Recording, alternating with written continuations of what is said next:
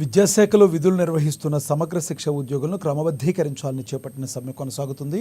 అందులో భాగంగా నిర్మల్ జిల్లా కేంద్రంలోని ఆర్డీఓ కార్యాలయం ఎదుట రోడ్లు ఊడుస్తూ ఉద్యోగులు శుక్రవారం తమ నిరసన తెలిపారు. సమగ్ర శిక్ష ఉద్యోగులకు ఎన్నికల సమయంలో ప్రభుత్వం ఇచ్చిన హామీని ఏడాది గడుస్తున్నా పరిష్కరించడంలో విఫలమైందని పేర్కొన్నారు.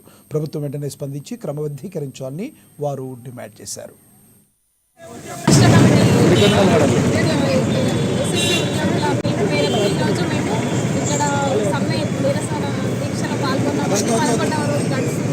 అయినా మాకు ప్రభుత్వం నుండి ఎలాంటి స్పందన లేదు. మేము కేజీబీలలో పనిచేస్తున్నాము. ఎస్ఎస్ఐలో చాలా ఉన్నాయండి. ఐఈఆర్బీలు, మెసెంజర్లు, పీటీఐలు, కేజీబీలు, దాంట్లో ఎస్ఆర్ సిఆర్టీలు, పీటీసీఆర్టీలు, వేఎంఎంలు, అకౌంటెంట్లు, అసిస్టెంట్ అన్ని విధాలుగా వర్క్ చేస్తున్నాము. మా యొక్క వేతనాలు చాలా తక్కువగా ఉన్నాయి సార్. నిత్యావసర ధరలు పెరుగుతున్న క్రమంలో మా యొక్క బతుకులు చాలని జీతాలతో చాలా కష్టాలు పడుతున్నాం సార్. అయితే సీఎం రేవంత్ అన్న గారు మాకు ఇదివరకే హామీ ఇచ్చి ఉన్నారు. కాంగ్రెస్ ప్రభుత్వం